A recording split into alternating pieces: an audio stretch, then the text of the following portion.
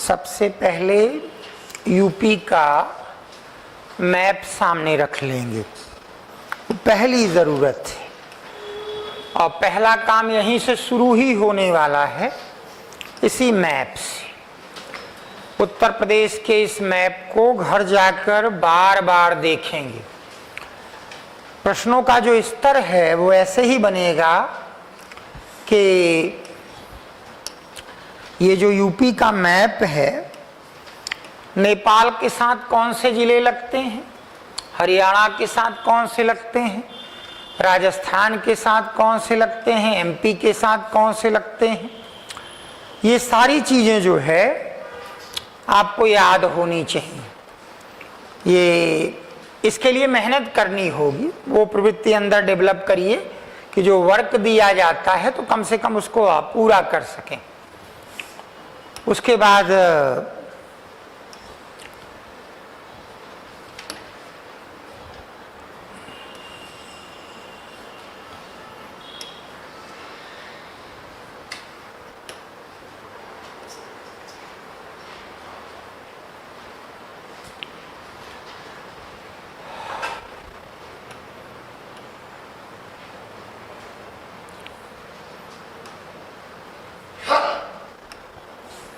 Map सामने रखेंगे, ध्यान से इसको देखेंगे।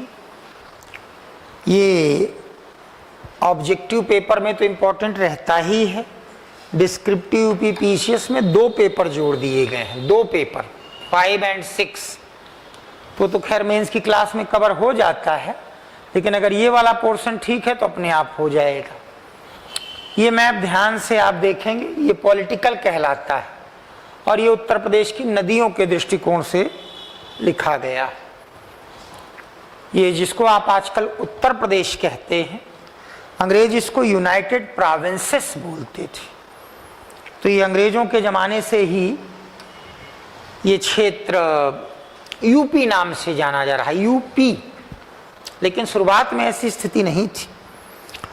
ऋग्वेद में तो बहुत छोटा सा इलाका इसका टच हुआ था, बहुत छोटा सा, क्योंकि ऋग्वेद की जो पूर्वी सीमा है वो गंगा नदी है। तो आप कल्पना कर सकते हैं कि बहुत छोटा सा इलाका ऋग्वेद का, बस इतना यूपी से रिलेटेड है। उत्तर वेद से ये डोमिनेट करने लगा। उत्तर वैदिक काल में कुरु पांचाल रीजन ही सबसे इंपॉर्टेंट था, सबसे ताकतवर था, वो यूपी से ही जुड़ता था। कुरु अर्थात दिल्ली के इर्द गिर्द, पांचाल अर्थात बरेली के इर्द गिर्द। महाभारत की तो पूरी कहानी ही इसी क्षेत्र की है।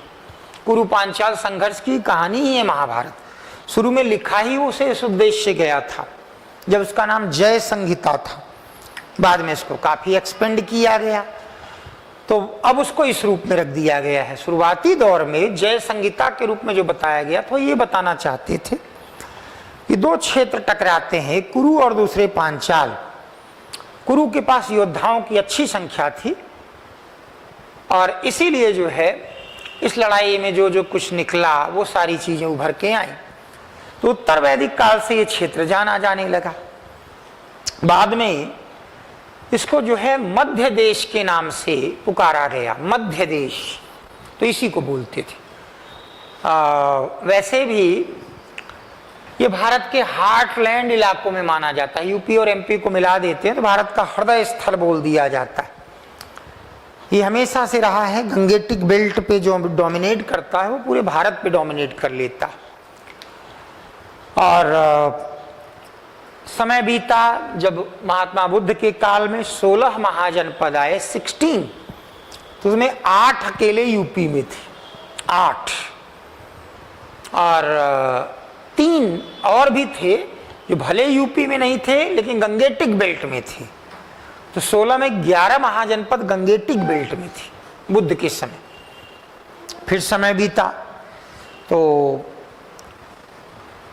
हम लोग जानते हैं कि इसका महत्व सबसे ज्यादा जब बढ़ा, हर्षवर्धन ने बढ़ाया। हर्षवर्धन ने कन्नौज को अपनी राजधानी बनाया और कन्नौज को महोदय कहा जाता था। हर्ष ने लगभग पूरे नॉर्थ इंडिया पे डोमिनेट किया। उसको सकल उत्तरापथ नाथ बोलते थे लोग। और सेंटर कन्नौज बन गया। हर्ष की डेथ के बाद भी 250 वर्षों तक इसी कन्नौज के लिए पाल, प्रतिहार और राष्ट्रकूट आपस में लड़े। यही त्रिपक्षीय संघर्ष बन गया।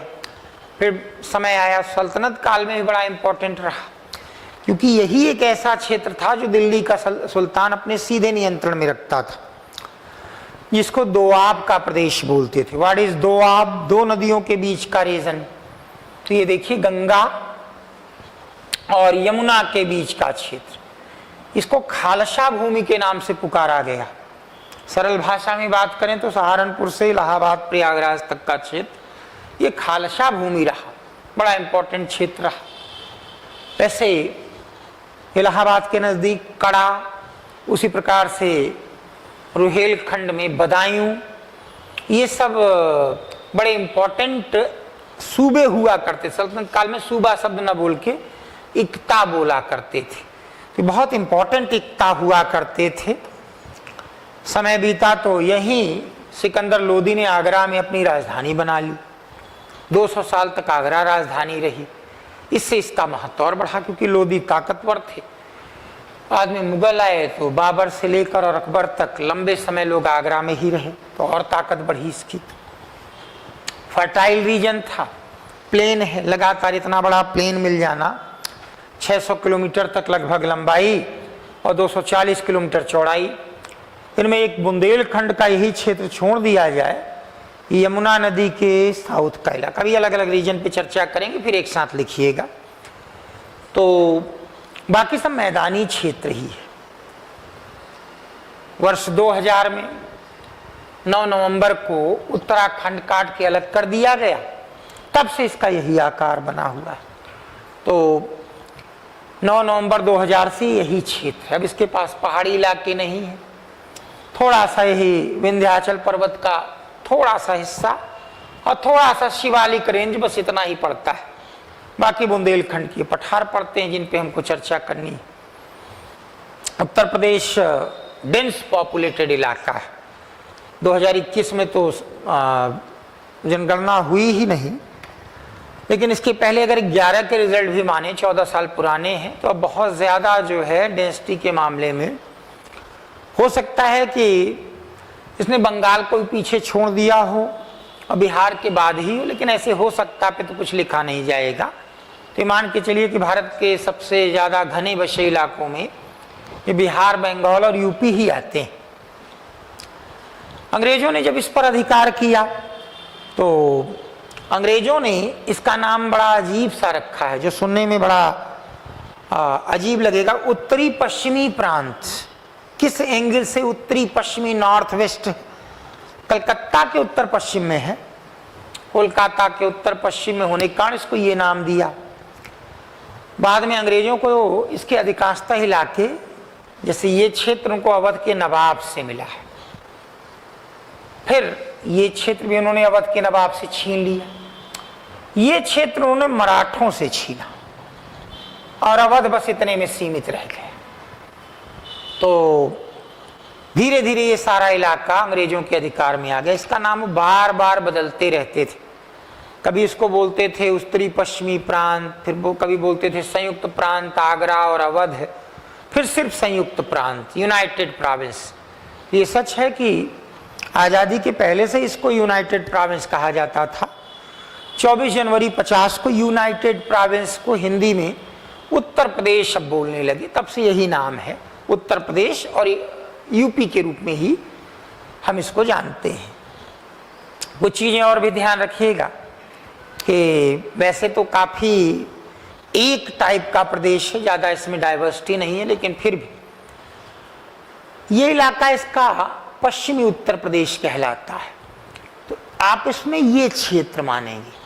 फिर मथुरा के इर्द गिर्द का इलाका व्रज क्षेत्र कहलाता है, व्रज, और बरेली के इर्द गिर्द का इलाका रुहेलखंड कहलाता है।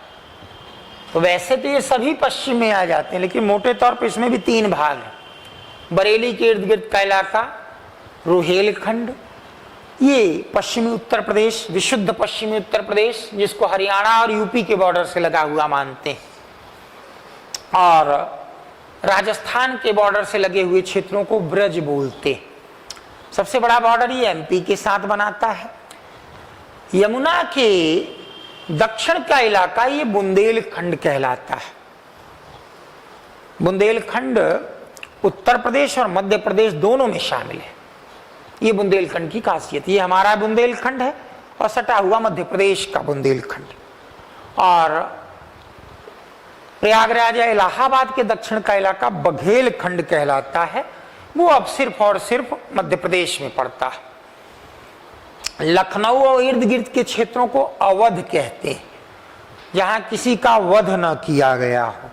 अयोध्या जिसे युद्ध द्वारा जीता न जा सके, चूंकि भगवान राम से जुड़ी भूमि है, मथुरा भगवान कृष्ण से जुड़ी भूमि है। राम और कृष्ण के मन में हमारे यहाँ बचपन से ही घर घर आस्था होती थी। इसका दो प्रकार से दुरुपयोग है। आजकल उनके नाम पे राजनीति की जाती है, चुनाव लड़े जाते हैं, और दूसरे पक्ष उनके नाम का विरोध सिर्फ करते हैं। ये दोनों ही मतिमंद हो चुके हैं। इन दोनों पे यहाँ चर्चा करने का कोई अर्थ नहीं है। न राम को गाली देने से देश चलेगा, न राम के नाम पे चुनाव लड़ने से देश चलेगा। लेकिन दोनों ही चीजें चल रही हैं, उस पर मेरे कहने से कुछ नहीं होने वाला है। लेकिन ये इसलिए बहुत महत्व पाता रहा ये इलाका, तो ये इलाका अवध कहलाता रहा। आजकल अवध का अर्थ मानते हैं कि लखनऊ और फैजाबाद मंडल, इलाहाबाद मंडल का प्रतापगढ़ जिला। फिर ये इलाका पूर्वी उत्तर प्रदेश कहलाता है। पूर्वी उत्तर प्रदेश ज्यादा बड़ी जनसंख्या वाला है, कई जिलों को जोड़ता है। इसी में से एक इलाका जिसमें सोनभद्र और थोड़ा मिर्जापुर चंदौली का रीजन जोड़ लेते हैं, यहाँ कैमूर की पहाड़ियां हैं, कैमूर हिल्स, पठारी क्षेत्र है बुंदेलखंड की तरह। यहाँ मिनरल्स खूब है, तो इसको उत्तर प्रदेश का ऊर्जांचल भी कह देते हैं। तो कभी ऊर्जांचल आए, एक जिला अगर लिखा हो तो सोनभद्र टिक कर दीजिएगा, और बाकी मिर्जापुर सोनभद्र को मिलाकर ही ऊर्जांचल के नाम से जाना गया। अब ये घर पे एक काम करना है कि एक एक जिले को देखिएगा, वो स्थिति न बने। बहुत पहले की बात है, यूपीएससी के ही बैच में एक कोई लड़की बैठी थी, देखते ही समझ में आ रहा था, लॉकडाउन के ही पहले की बात थी, तब ऐसे माहौल में, ऐसा माहौल नहीं था, तब बच्चे भी पढ़ते थे, और टीचर एक एक बच्चे से प्रश्न पूछता था। तो एक को देख के समझ में आया कि इसका पढ़ाई लिखाई से कोई रिश्ता लग नहीं रहा है, किसी दबाव में या प्रभाव में चली आई है क्लास में। मैंने पूछा गाजियाबाद उत्तर प्रदेश के किस भाग में है, पूरब, पश्चिम, उत्तर, दक्षिण? काफी सोच के उसने बताया गाजियाबाद पूरब में। 20-22 साल की उम्र हो जाए और कौन सा जिला किस भाग में है, अगर ये ना मालूम हो तो शर्म की बात है। ये एसएससी के बच्चों का तो चल जाता है, उनको नहीं मालूम होता कि लोकसभा और राज्यसभा क्या है, अलग अलग सीटें क्या है। अब भगवान जाने कैसा पेपर वहां आता है, जब 3 क्वेश्चन आ रहा है गानों पर, 25 क्वेश्चन में 3 क्वेश्चन ये वाला गाना कोई ऐरा गैरा टाइप का, वो पढ़ेंगे भी कितना? रील देखने वाले उनका पेपर बना रहे हैं और रील देखने वाले जो है पेपर सॉल्व कर रहे हैं। लेकिन यूपी पीएससी या किसी स्टेट पीएससी और यूपीएससी में ये सब अभी भी नहीं हुआ है। तो ध्यान रखिएगा कि एक एक जिले का अध्ययन करेंगे। उत्तर प्रदेश में एक और इलाका माना जाता है जिसको तराई रीजन बोलते हैं। तो ये महाराजगंज से ही शुरू होकर और पीलीभीत तक चलता है, और सरल भाषा में नेपाल की तराई बोलते हैं। इतने से काम नहीं चलेगा कि आपने बस एक बार इनको देख लिया, हो सकता है क्रम से ही नाम इनके पूछे। तराई के इन जिलों को पूरब से पश्चिम, पश्चिम से पूरब के ऑर्डर में अरेंज करें। तो आपका काम रहेगा घर जाके एक एक जिला देखेंगे, बड़ी अनूठी अनूठी चीजें मिलेंगी। जब सोनभद्र देखेंगे, ये पूरे भारत के कुछ उन चुनिंदा जिलों में है जो 4 राज्यों से बॉर्डर बनाता है। एक जिला और 4 राज्यों से बॉर्डर बनाता है। नक्सलाइट यहाँ एक्टिव भी बहुत रहते हैं। यहाँ जरा दबाव बना तो झारखंड निकल गए, थोड़ा दबाव बना तो बिहार निकल गए, छत्तीसगढ़ चले आए, एमपी निकल गए। सोनभद्र 4 जिलों से बॉर्डर बनाता है। ऐसे ही बहुत ध्यान से आप देखेंगे, कुछ स्थिति आपको यहाँ सहारनपुर की भी ऐसी ही मिलेगी। तो हर राज्य से सटे हुए सारे जिले, एक एक जिला, और कौन सा जिला सबसे ज्यादा जिलों से बॉर्डर बनाता है, बड़े रोचक रोचक आंकड़े मिलेंगे। ये घर जाके एटलस का जब आप थोड़ी देर अध्ययन करेंगे। अब बदायूं को आप जरा देखिए तो एक तरफ उसके शाहजहांपुर है, एक तरफ बरेली है, एक तरफ रामपुर है, एक तरफ मुरादाबाद है, एक तरफ ज्योतिबा फूले नगर है, एक तरफ बुलंदशहर है, एक तरफ अलीगढ़ है, एक तरफ काशीराम नगर है और एक तरफ फर्रुखाबाद है। कितने जिले हो गए? इतने जिलों से एक जिले का बॉर्डर लगता है। ऐसे जिले बड़े सेंसिटिव माने जाते हैं और बदायूं सेंसिटिव जिला माना भी जाता है। एक जिला है और 9 जिलों से बॉर्डर लगा रहा है, तो सभी 9 जिलों के नाम याद हो जाए, इससे अच्छी बात क्या होगी। अदरवाइज कम से कम ये है कि देख लेंगे तो काफी कुछ अध्ययन मिलेगा। अगला काम ये करना है कि उत्तर प्रदेश की नदियां ये आपके सामने हैं। हो सके तो इस पेज को आप, वैसे एटलस में यूपी को अलग से पेज देना चाहिए, अगर नहीं दिया है कोई चिंता की बात नहीं, आप सब नेट पे उपलब्ध है। बड़े पेज की एक फोटोकॉपी करवा लीजिएगा, तो उसको ध्यान से देख लीजिएगा। ये बहुत सरल प्रश्न है उत्तर प्रदेश का। उत्तर प्रदेश की नदियों को पश्चिम से पूरब या पूरब से पश्चिम अरेंज करो, ये बहुत सरल प्रश्न हो जाएगा। अब यमुना नदी कहाँ कहाँ से निकल के कहाँ कहाँ से बॉर्डर बना रही है, उसी प्रकार से गंगा नदी किन किन जिलों से गुजरती है, ये सब चीजें बड़ी इंपॉर्टेंट बन जाती। तो ये सब एटलस का खूब अच्छा अध्ययन आप कर लेंगे। थोड़ा सा उत्तर प्रदेश की पॉलिटी पर भी चर्चा करनी होगी। राजनीतिक दृष्टि से बड़ा महत्वपूर्ण प्रदेश, एक भाषा होने के कारण एक प्रकार का नैरेटिव चलता है। 80 लोकसभा और 31 राज्यसभा सीटें, तो अपने आप 80 में आप जानते ही हैं कि कभी कभी तो ये स्थिति रही। जब उत्तराखंड अलग नहीं हुआ था तो 85 लोकसभा सीटें थी और 84 के इलेक्शन में कांग्रेस पार्टी को उसमें 83 मिल गई थी। कांग्रेस पार्टी की टोटल सीटें 419 से ऊपर हो गई थी। 83 तो सिर्फ यहीं से मिल गई ना। 2014 में ऐसी ही कुछ स्थिति बनी थी तो वर्तमान रूलिंग पार्टी को काफी सीटें मिल गई थी। इस बार उत्तर प्रदेश से ही सीट ज्यादा नहीं मिली तो देखिए बहुमत से दूर हो गई। पॉलिटिकली बहुत इंपॉर्टेंट प्रदेश माना जाता है। बाई कैमरल लेजिस्लेचर है, यानी 2 सदनों वाला राज्य।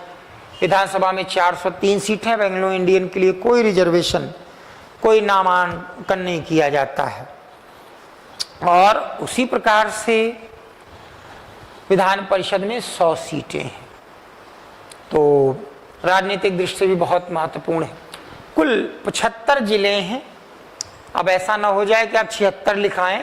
जो कुंभ का जिला बना था, प्रयागराज का ही वो हिस्सा जो 40 वर्ग किलोमीटर का था, और उसको कुंभ कहा गया था क्योंकि करीब 45 दिनों तक बहुत सेंसिटिव आयोजन हुआ था। वहां करोड़ों की संख्या में लोगों की उपस्थिति रहती थी, तो कुछ दिनों तक मैनेज करने के लिए कुंभ नाम का एक अस्थायी जिला बना, टेम्पोरी। अब वो खत्म कर दिया गया।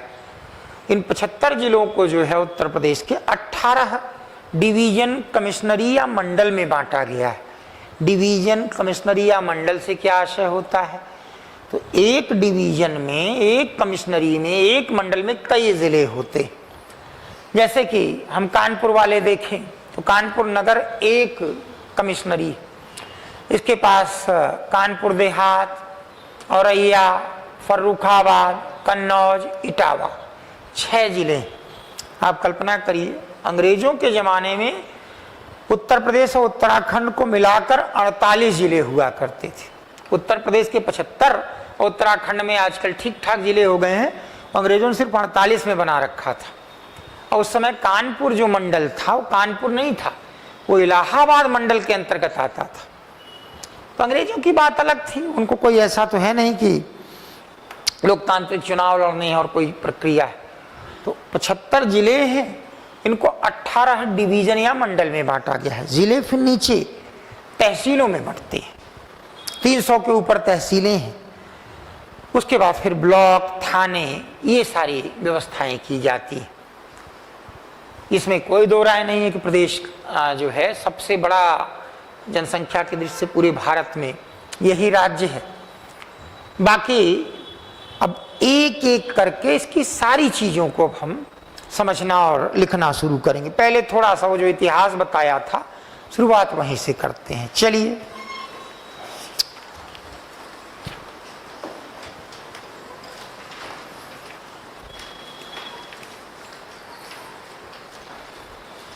उत्तर प्रदेश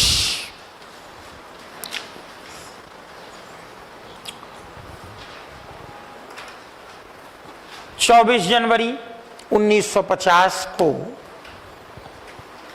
इसे यह नाम दिया गया। It is named so on January 24th 1950।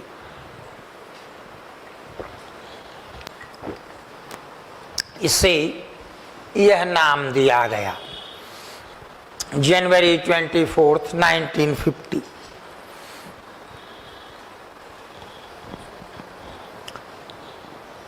Bracket में लिख लीजिए 24 जनवरी उत्तर प्रदेश दिवस, जनवरी 24th उत्तर प्रदेश दिवस।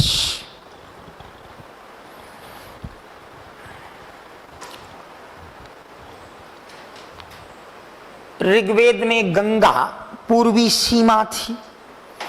The Ganges was eastern boundary in Rigveda. Ganga पूर्वी सीमा थी, eastern boundary in Rigveda. In Rigveda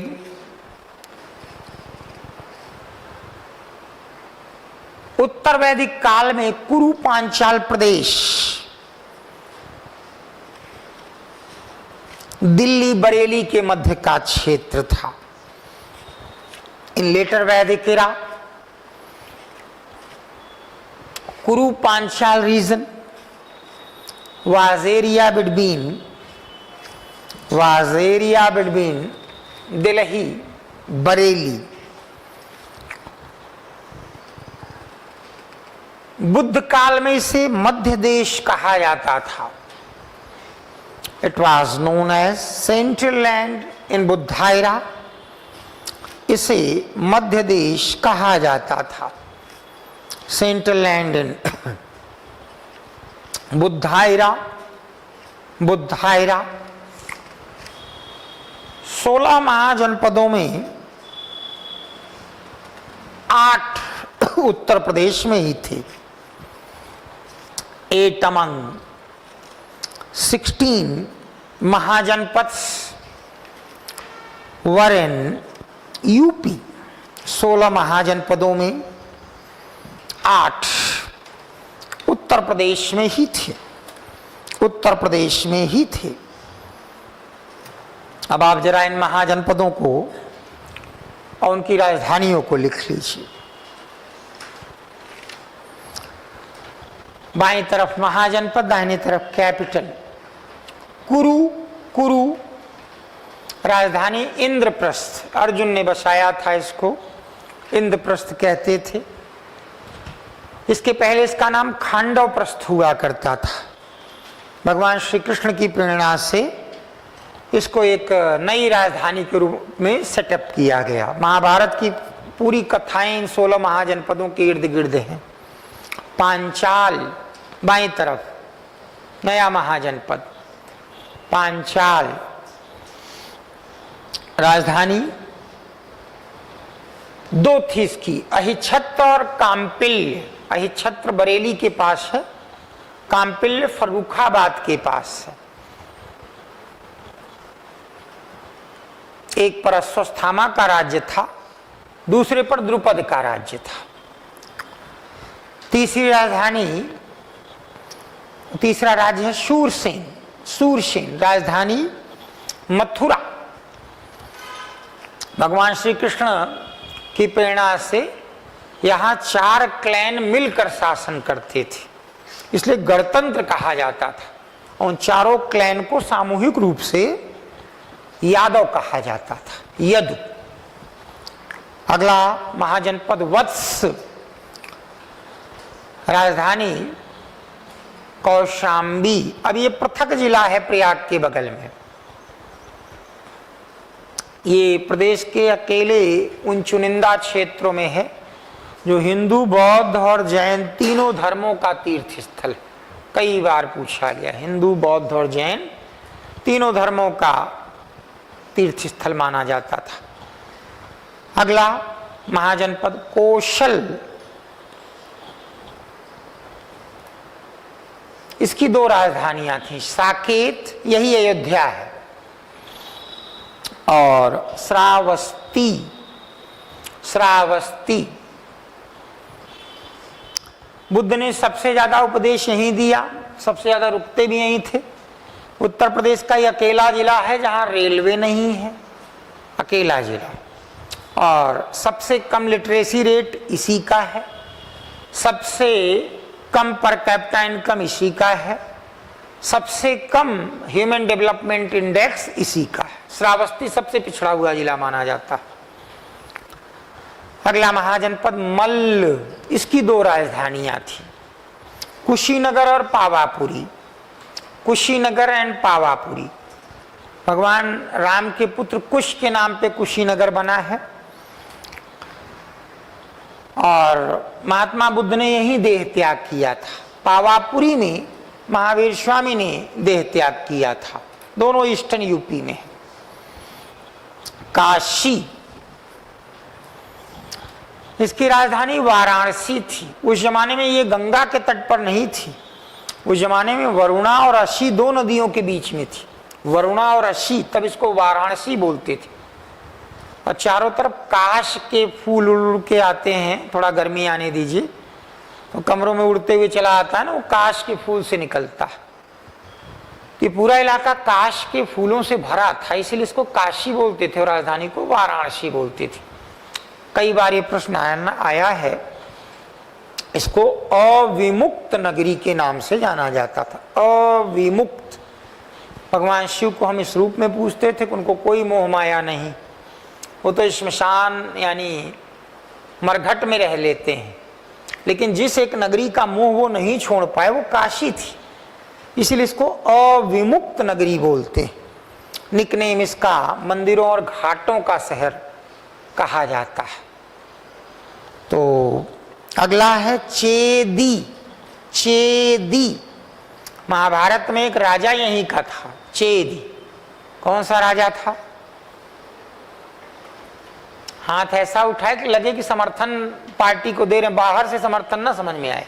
हाँ हाँ, शिशुपाल यहीं का राजा था। तो ये राजधानी है शक्तिमती। शक्तिमती, ये बुंदेलखंड का क्षेत्र था। 8 महाजनपद और राजधानी सहित याद कर लीजिएगा, ये हर साल आने वाला प्रश्न है। लिखें, हर्षवर्धन ने कन्नौज को राजधानी बनाया। Harsha shifted his capital to the Kannauj, जिसे महोदय कहा जाता था, जिसे महोदय कहा जाता था, which was known as महोदय।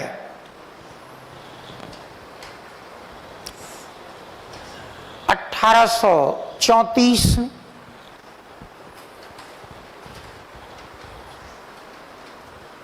आगरा प्रेसिडेंसी या आगरा प्रेसिडेंसी का निर्माण हुआ। अंग्रेज जब शासन करते थे, शुरू में स्टेट नहीं बोलते थे, प्रेसिडेंसी बोलते थे। जैसे कि ये बंगाल प्रेसिडेंसी है, ये मद्रास है, ये बॉम्बे। इन 1834 आगरा प्रेसिडेंसी वाज सेटअप। 1858 में इसे नॉर्थ वेस्ट प्रोविंस का नाम दे दिया गया। It was renamed North West Province in 1858. 1877 में, in 1877 इसे उत्तरी पश्चिमी प्रांत आगरा एवं अवध कहा गया।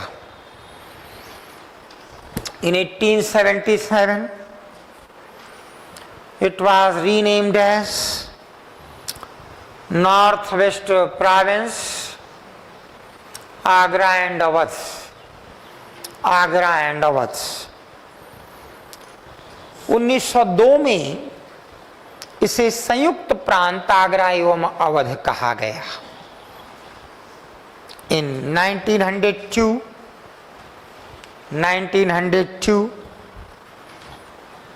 it was renamed as United Province of Agra and Awadh। Agra and Awadh, 36 जिले आगरा में थे, 12 जिले अवध में, यही 48 जिले मिलकर आजादी तक ही चलता रहा। नेक्स्ट वन, 1937 में इसे संयुक्त प्रांत का नाम दिया गया। It was renamed United province इन 1937 का नाम दिया गया। कभी कभी एक और शब्द बड़ा चर्चा में रहता, ब्रह्मावर्त और ब्रह्मर्षि प्रदेश, इस पर भी थोड़ी नजर रखेंगे। ब्रह्मावर्त बिठूर को बोलते, तो ये इलाका कहा जाता है ब्रह्मावर्त, लेकिन लेटर वैदिक इरा में इसके इर्द गिर्द का क्षेत्र जो है वो ब्रह्मर्षि प्रदेश बोला जाता था। तो कहीं कहीं उत्तर प्रदेश का जिक्र ऐसे भी आपको मिल जाएगा कि ब्रह्मर्षि प्रदेश। फिर लिखें 1 नवंबर 1956 को राज्य पुनर्गठन आयोग लागू हुआ। स्टेट रीऑर्गेनाइजेशन, राज्य पुनर्गठन कानून लागू हुआ। State reorganisation act came into force on November 1, 1956। 14 राज्य और 6 केंद्र शासित प्रदेश अस्तित्व में आए। 14 states along with 6 union territories came into existence।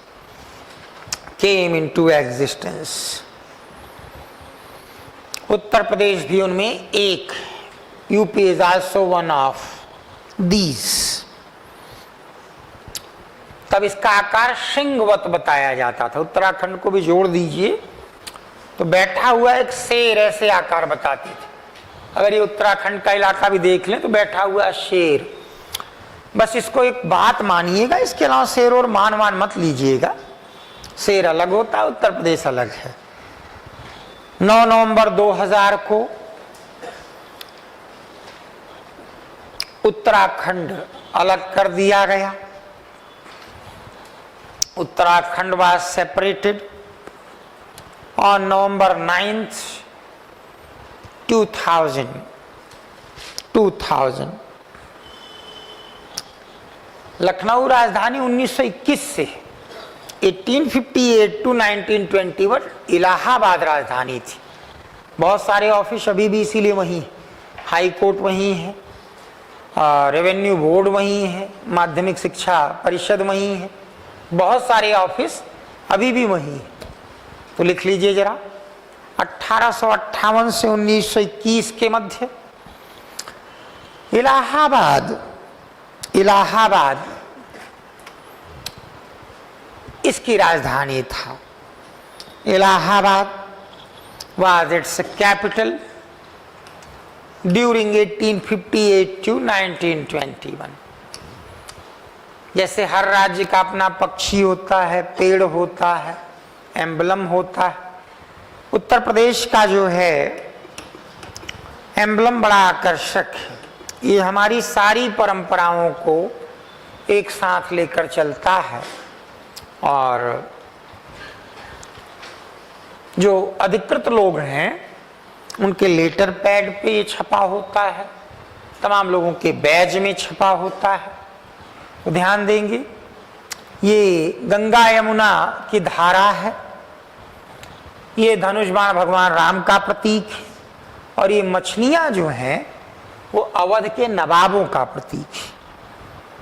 इसी को मिला के उत्तर प्रदेश का एम्बलम बना है। तो लिख लीजिए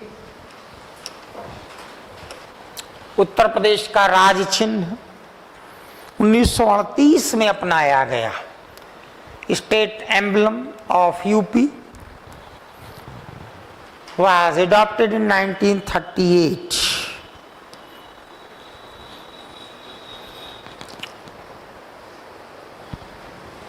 इसमें गंगा यमुना, धनुष और मछलियां हैं। इतना तो दिमाग में रहेगा, धनुष बाण और मछलियां। धनुष बाण किसका प्रतीक और मछलियां किसका प्रतीक? In which there are Ganges, Yamuna, bow, Ganges, Yamuna, bow, arrow and fish.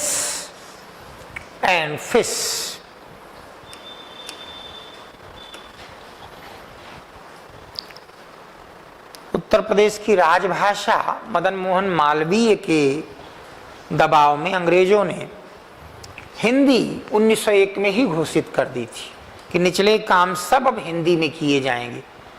High court जरूर अंग्रेजी में डिसीजन देता है, लेकिन वहां बाध्यता नहीं। बहुत सारे ऐसे जज रहे जिन्होंने लगातार अपने सारे डिसीजन हिंदी में ही दिए। तो लिख लीजिए जरा, मदन मोहन मालवीय के प्रयासों से हिंदी को उत्तर प्रदेश की राजभाषा बनाया गया। Hindi is official language of UP due to efforts of Madan Mohan Malviya, due to efforts of Madan Mohan Malviya. आजकल तमिलनाडु में वहाँ एक महान विद्वान हैं, वो भी उसी तरीके से हैं जैसे यहाँ भगवान राम की दुर्गति करने वाले हैं, वैसे वहाँ उनका भी उल्टा है, दोनों की दिशाएं अलग हैं। वो बोल रहे हैं, वहाँ बताते हैं हिंदी अगर आ गई तो हिंदी तमिल को खा जाएगी। तो लोग पूछते हैं कि अगर खा रही हो किसी को तो उदाहरण दो, तो बताते हैं अवधि और ब्रज को उसने खा लिया। अब लोग अवधि और ब्रज में बात नहीं करते। अब उनको कौन समझाए कि अवधि और ब्रज लिटरेचर की भाषा है। रामचरितमानस अवधि में, सूरदास जी ब्रज में लिख रहे हैं लिटरेचर में। हिंदी जो है उसको क्लास में बोला जाएगा। अब यही हम अपने गांव की भाषा बोले, लिख पाना आपके लिए कठिन हो जाएगा, क्योंकि उसका कोई व्याकरण ग्रामर नहीं होता। वो लिटरेचर में ही अच्छी लगती है। खा गई, अब कल ऐसे भड़काया जा सकता है, तुम्हारा किसी लड़की को कहा जाए तुम्हारे माता पिता तुम्हारे बड़े भारी शत्रु थे, जैसे तुम पढ़ लिख के किसी लायक हुए तुमको उन्होंने शादी करके विदा कर दिया, तो देखो तुम्हारे कितने बड़े शत्रु थे। हम उसको इस रूप में लेते, उन्होंने आपके लिए जीवन का एक नया क्षेत्र व्यवस्थित किया, आपकी शादी की। अब उसी को बता दो तुम्हें घर से भगा दिया, बोलने का वही तरीका। तो भगवान जाने वो भी कैसे चलते हैं। हमें तो न यहाँ का कुछ समझ में आता है और न वहाँ का ही कुछ समझ में आता है। लिख लीजिए, उर्दू दूसरी राजभाषा है। Urdu is second official language. बारहसिंघा जो है उत्तर प्रदेश का राजकीय पशु है। लिख लीजिए, बारहसिंघा एंटीलोप राजकीय पशु है। राजकीय पक्षी सारस या क्रॉच है। इसको जो है अंग्रेजी में क्रेन बोलते हैं। तो जरा देख लीजिए,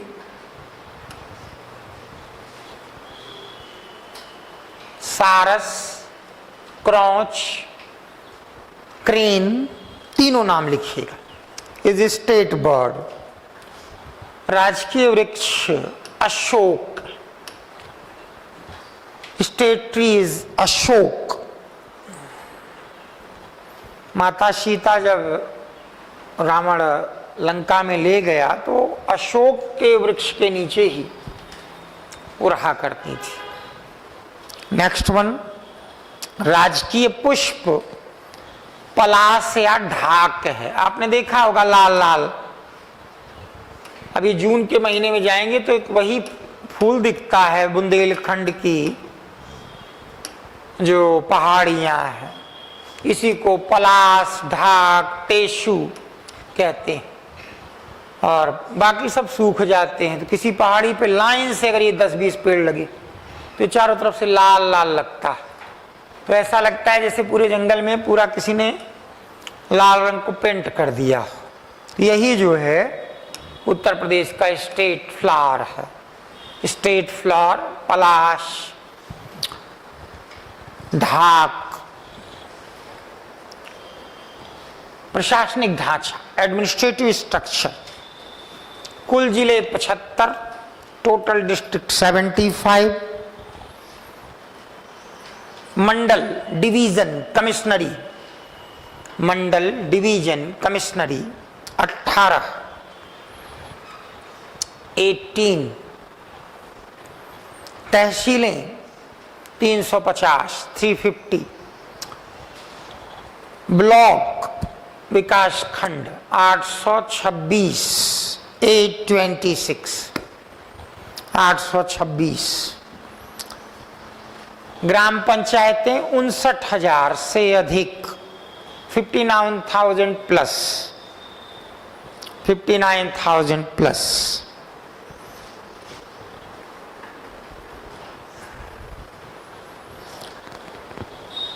राजनीतिक संरचना, पॉलिटिकल स्ट्रक्चर,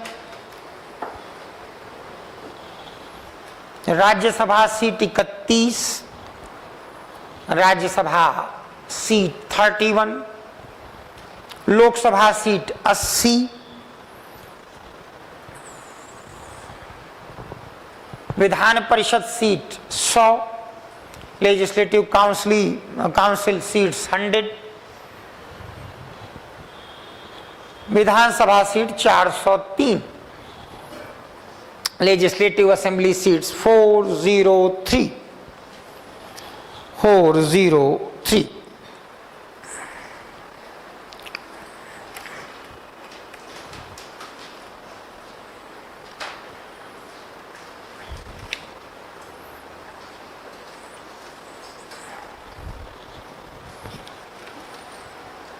उत्तर प्रदेश के 3 मंडलों में 6 जिले।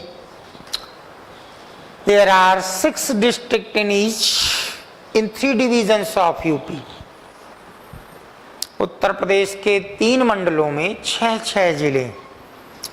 There are 3 districts in each, 6 districts in each in 3 divisions of UP. Lucknow, Meerut, Kanpur. Lucknow, मीरुतैन, Kanpur. ध्यान रखेंगे सबसे ज्यादा राज्यों के साथ सीमाएं भारत में यूपी की ही लगती, जिसमें एक यूटी दिल्ली, एक अन्य देश नेपाल, बाकी सबसे बड़ी सीमा जैसा बताया एमपी के साथ है, सबसे छोटी हिमाचल प्रदेश के साथ। लिख लीजिए, उत्तर प्रदेश सर्वाधिक राज्यों के साथ सीमाएं बनाता है। UP maintains boundary with maximum states. आप इसको एंटी क्लॉकवाइज लिख लीजिए, याद रहेगा। हिमाचल प्रदेश ब्रैकेट में सबसे छोटी, जिले का नाम तुरंत याद रखेंगे कि अभी ये चर्चा हुई कि सहारनपुर जो है वो हिमाचल प्रदेश से बाउंड्री बना रहा है। हिमाचल प्रदेश ब्रैकेट में सबसे छोटी। हरियाणा, दिल्ली ब्रैकेट में UT, union territory. Rajasthan, Madhya Pradesh, MP bracket में सबसे बड़ी, द लार्जेस्ट। छत्तीसगढ़, झारखंड,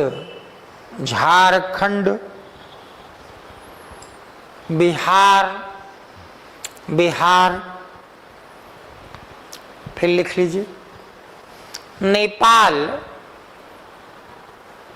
उत्तर प्रदेश के निम्न जिलों से सीमा साझा करता है। Nepal shares boundary with following district of UP, निम्न जिलों से सीमा साझा करता है। इसको क्रम से याद कर लीजिएगा। पीलीभीत, खीरी, खीरी अक्सर लखीमपुर खीरी बोल देते हैं, खीरी, बहराइच, श्रावस्ती, बलरामपुर, सिद्धार्थनगर, सिद्धार्थनगर, महाराजगंज, महाराजगंज। सोनभद्र ऐसा जिला है, लाइन बदल दीजिएगा, जो 4 राज्यों की सीमा पर स्थित नक्सलाइट रीजन माना जाता है। Sonbhadra is such district which shares boundary with 4 states, boundary with 4 states, MP, Chhattisgarh, Jharkhand और Bihar, Jharkhand and Bihar.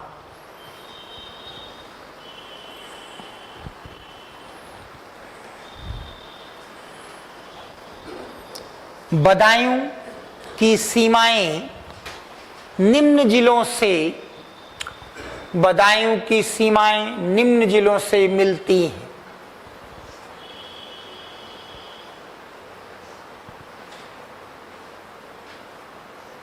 Badaun shares its boundary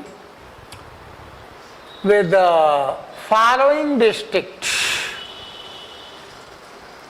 Bareilly, Bareilly, Moradabad, Moradabad, Rampur, Rampur. Uttar Pradesh में रामपुर और सीतापुर दोनों जिले हैं। जैसे हरियाणा और राजस्थान की बाउंड्री पर 2 जिले हैं, एक को गंगानगर बोलते हैं, एक को यमुनानगर बोलते हैं।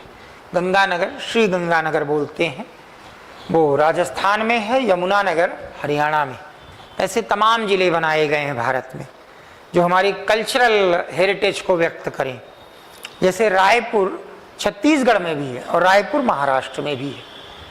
कुछ ऐसी स्थिति औरंगाबाद की भी है, झारखंड में भी एक है और एक महाराष्ट्र में भी है, वो बहुत प्रसिद्ध है।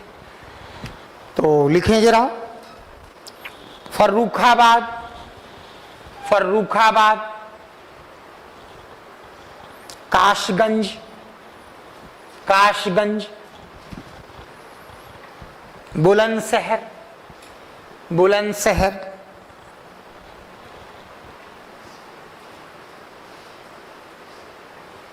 Kashiram Nagar,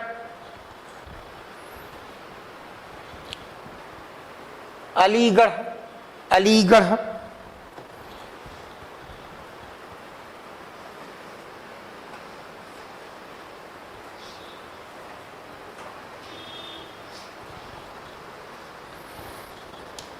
Shahjahanpur, Shahjahanpur,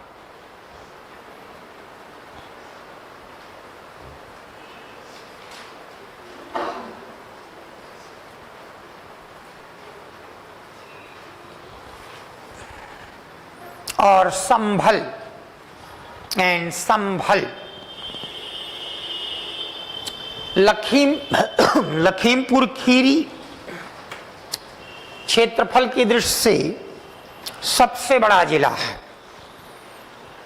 Lakhimpur Kheri is the biggest district with respect to area. Hapur सबसे छोटा जिला है। Hapur is the smallest district, सबसे छोटा जिला है। थोड़ा सा ध्यान रखेंगे कि उत्तर प्रदेश के 8 जिले एनसीआर में आते हैं। इनका अर्थ समझ लीजिएगा। दिल्ली में बहुत क्राउड बढ़ता गया क्योंकि फैसिलिटीज सब चाहते थे, तो धीरे धीरे यूपी, हरियाणा, राजस्थान, इन इलाकों के लोग बड़ी मात्रा में दिल्ली जाकर बसने लगे। तो तय किया गया कि भाई दिल्ली को ऐसे विकसित करें कि उसके अगल बगल के जो राज्य हैं वहां भी वही सुविधाएं आ जाए, भाग भाग के क्यों जाएं लोग। तो दिल्ली के इर्द गिर्द उत्तर प्रदेश के 8 जिले, हरियाणा तो लगभग पूरा, कुछ ही जिले बसते हैं, राजस्थान के 2 जिले, इनको मिला के बनाया गया नेशनल कैपिटल रीजन। इनका विकास केंद्र सरकार करती है। जो विकास के नाम पे हम सब दिखाते हैं ना, वो सब यही दिखाते हैं। और ये कोई 2-4 साल का विकास नहीं है, ये कई दशक पहले शुरू किया गया था। सीलिंग लगाई गई, मास्टर प्लान बनाया गया, किसानों से जमीन ली गई और सारी चमक दमक यहाँ बनाने की कोशिश की गई। तो दिल्ली को इन 24 जिलों से जोड़कर, जो ये 3 राज्यों के एनसीआर बोलते, दिल्ली यूटी है, यूनियन टेरिटरी। उस यूनियन टेरिटरी में भी सिर्फ नई दिल्ली का जो हिस्सा है वो हमारी राजधानी है, नेशनल कैपिटल टेरिटरी। तो नई दिल्ली तो भारत की राजधानी है, पूरी दिल्ली यूटी है। और दिल्ली के साथ जो यूपी, हरियाणा और राजस्थान के इलाके सटे हुए हैं, ये एनसीआर है। इन तीनों का अंतर एकदम क्लियर दिमाग में होना चाहिए। तो कौन कौन से जिले उत्तर प्रदेश के एनसीआर में हैं, तो ये नाम आप दिमाग में रखिएगा, लिख लीजिए। उत्तर प्रदेश के 8 जिले एनसीआर में हैं। 8 district of UP are in NCR, national capital reason.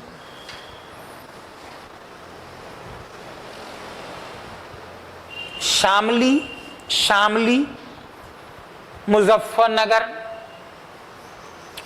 Baghpat, Meerut, Meerut, Ghaziabad, Hapur, Bulandshahr और गौतम बुद्ध नगर, जिसको नोएडा और ग्रेटर नोएडा बोलते हैं। गौतम बुद्ध नगर एक बड़ा रोचक प्रश्न है। जरूरी नहीं कि उत्तर प्रदेश के हर जिले का हेडक्वार्टर, जैसे कानपुर का हेडक्वार्टर तो भाई यही कानपुर में ही है, तो हर जिले का हेडक्वार्टर भी वही है। बड़े अजीब अजीब से आपको हेडक्वार्टर मिलेंगे। जैसे कोई समझदार ही बता पाएगा कि फर्रुखाबाद जिले का हेडक्वार्टर कहाँ, या चंदौली जिले का हेडक्वार्टर कहाँ है।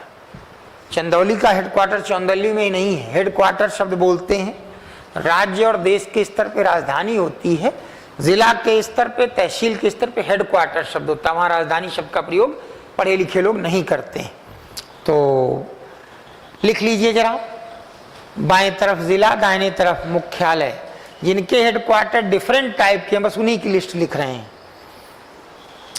फर्रुखाबाद, फतेहगढ़। फर्रुखाबाद का कोई हेडक्वार्टर फर्रुखाबाद नाम के कस्बे में नहीं है। फतेहगढ़ और भी प्रसिद्ध है, यहाँ एक सेंट्रल जेल है।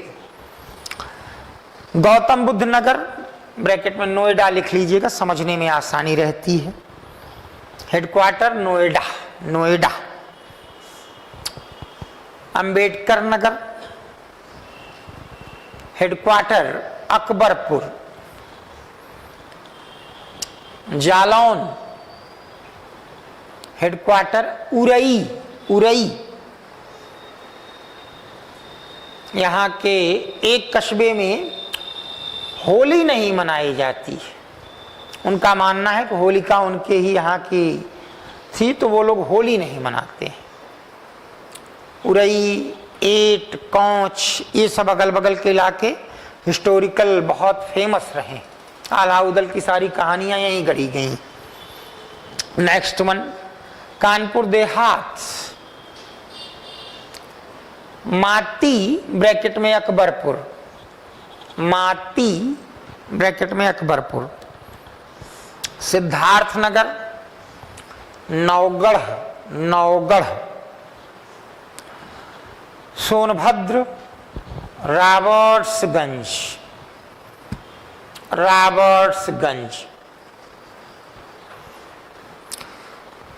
भदोही, ज्ञानपुर। कुशीनगर, पडरौना। कौशाम्बी, मंझनपुर, मंझनपुर, संत कबीर नगर, खलीलाबाद, खलीलाबाद, काशगंज, काशीराम नगर, काशीराम नगर, अमेठी, गौरीगंज, गौरीगंज, इनको तैयार कर लीजिए। बाकी सब जहां जिला है कानपुर नगर, तो कानपुर नगर में इसका हेडक्वार्टर। अब थोड़ा सा मेहनत और बढ़ा दीजिएगा। आपको तो मालूम ही है, जब ज्योग्राफी पढ़ते हैं तो लेटीट्यूड और लॉन्गिट्यूड से चर्चा करते हैं। मतलब इस लेटीट्यूड से शुरू होकर इस लेटीट्यूड तक उत्तर प्रदेश फैला है, और इस लॉन्गिट्यूड से शुरू होकर इस लॉन्गिट्यूड तक, इतना तो ज्योग्राफी में आपको बता ही दिया गया है। तो कौन से लेटीट्यूड और लॉन्गिट्यूड के बीच में है, ये याद कर लीजिएगा। लिखें, उत्तर प्रदेश का विस्तार 23 डिग्री 52 मिनट। अगर 23 डिग्री 50 मिनट होता तो कर्क रेखा टच कर जाती। कर्क रेखा से बहुत थोड़ा सा ऊपर से निकल गया है, ध्यान से देखें, बहुत थोड़ा सा ये कर्क रेखा के ऊपर से निकल गया। तो उत्तर प्रदेश का विस्तार 23 डिग्री 52 मिनट से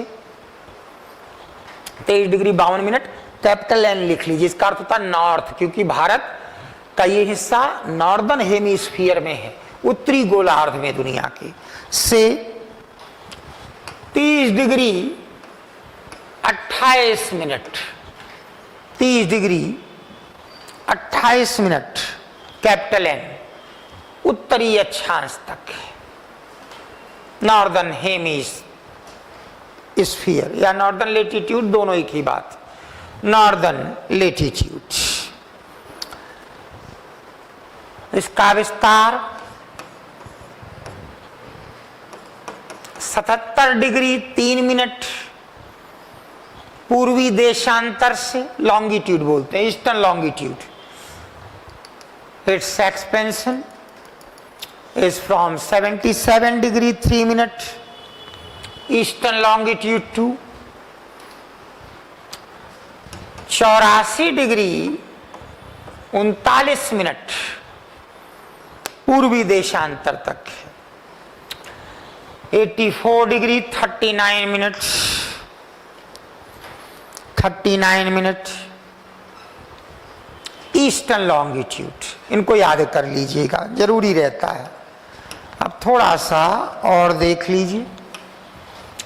मोटे तौर पर हम ऐसे उत्तर प्रदेश को बताते हैं। सबसे बड़ा हिस्सा इसका ये गंगा और यमुना का दोआब है, पूरा मैदानी क्षेत्र। ये तराई रीजन है, ऊपर हिमालय है, हिमालय से नदियां जब चलती हैं तो फिर ऐसे चल रही हैं, और जैसे मैदान आ जाता है ऐसे हो जाती है, धीरे धीरे फैलने लगती, तो अगल बगल अपना जल छोड़ देती। ठीक डेंस पॉपुलेटेड, वहाँ डेंस फॉरेस्ट बन जाते हैं, तो यहाँ घने जंगल मिल जाते हैं, नम भूमि है, हरा भरा रहता है। और ये बुंदेलखंड का पठार वाला रीजन है। तो हम ऐसे बोलते हैं कि इसके उत्तर में भाबर और तराई का क्षेत्र, हिमालय से नदियां जब निकलती हैं तो कंकड़ पत्थर लेकर आती, जैसी मैदान में आती है, अब उनमें इतनी क्षमता है नहीं कि कंकड़ पत्थर उतनी तेजी से बहाएं, तो 1 किलोमीटर तक छोड़ देती है, तो भाबर है। उसके आगे फिर फैल जाती है 25 से 50 किलोमीटर तक, वो तराई है। तो ये भाबर और तराई का रीजन है, ये मैदानी रीजन है पूरा, और ये बुंदेलखंड का पठार है। तो लिख लीजिए जरा, उत्तर प्रदेश को 3 भौगोलिक क्षेत्रों में विभक्त किया जाता है। UP is subdivided into 3 geographical regions. Bhabar और तराई, अंग्रेजी में भी यही, भाबर एंड तराई, गंगा यमुना का मैदान, plains made by Ganges and Yamuna, plains made by Ganges and Yamuna, Bundelkhand का पठार, बुंदेलखंड का पठार, प्लेट्यू ऑफ बुंदेलखंड, बुंदेलखंड का पठार। तैयार करिए, इनको याद कर लीजिएगा, इसके आगे अगली क्लास में देखेंगे।